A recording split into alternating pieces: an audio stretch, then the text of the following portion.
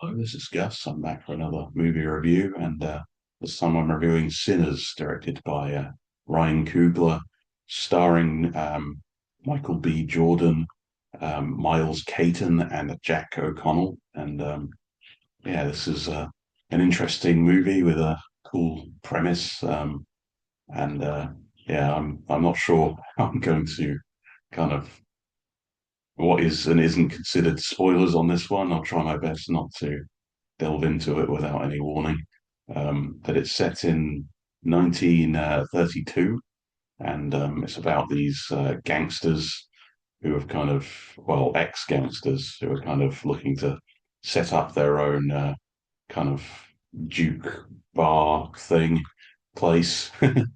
And one of them is a musician played by Miles Caton, who's Sammy, and yeah, it's quite an interesting story with interesting characters, and I'd say it takes a bit of a kind of tonal shift in the second half with the. This might be spoilers, but there are vampires in the movie. It's kind of has a similar setup to the movie from Dusk Till Dawn, um, but I would say maybe a bit less cheesy. I do kind of like my vampire fiction to be cheesy, but I will say I found the second half of this movie to be a bit weaker than the rest of the movie. Maybe I don't know if it's because I'm getting older and like the action and the cheese just isn't as appealing.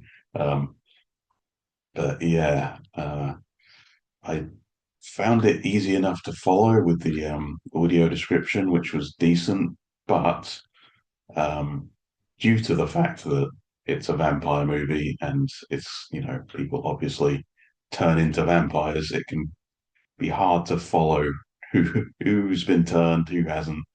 And it doesn't help that Michael B. Jordan plays two characters in the movie.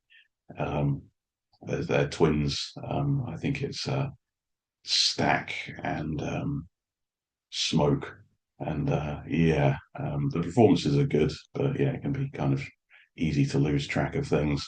I also thought, because I didn't know who was in it prior to watching or listening to the movie, I thought one of the vampires, Ramek, played by Jack O'Connell, was Walton Goggins, just because he sounded a lot like him. But yeah, he was definitely one of the more standout characters as well. It was a good performance by him. But yeah, I thought it was a really, really kind of good setup of. Um, I was more engaged with seeing these gangsters kind of set up this bar and playing music and dealing with the Ku Klux Klan and that stuff. I mean, some of that stuff does obviously come into play, but it feels like it takes a backseat to the vampire stuff.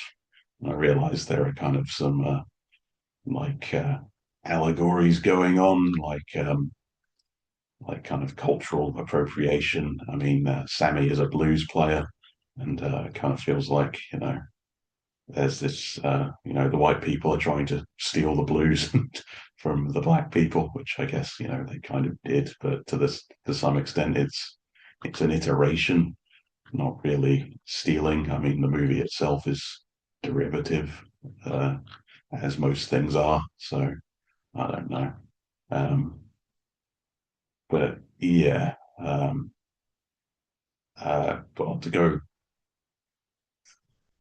fully into spoilers, no, I should probably say whether I recommend the movie or not. Yeah, I'd say it's worth watching. I'd say it kind of, to me, I feel like the pacing isn't the best. Like it kind of hits its peak in the middle and loses steam towards the end, which is not really what you want. You want a strong start, kind of a bit of a slow middle and a strong end, and this is kind of the opposite.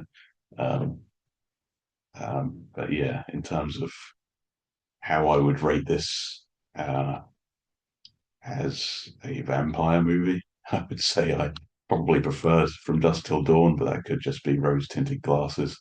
Um, Also preferred the early Blade and Underworld movies, although it's better than the later Blade and Underworld movies, which were kind of terrible. Um, but yeah, overall, I'd say it's worth watching. But in terms of Ryan Coogler movies, I would say I probably preferred both Creed and Black Panther over this. But it's just my own personal preference. I feel like it started really strong and kind of ended a bit anticlimactically.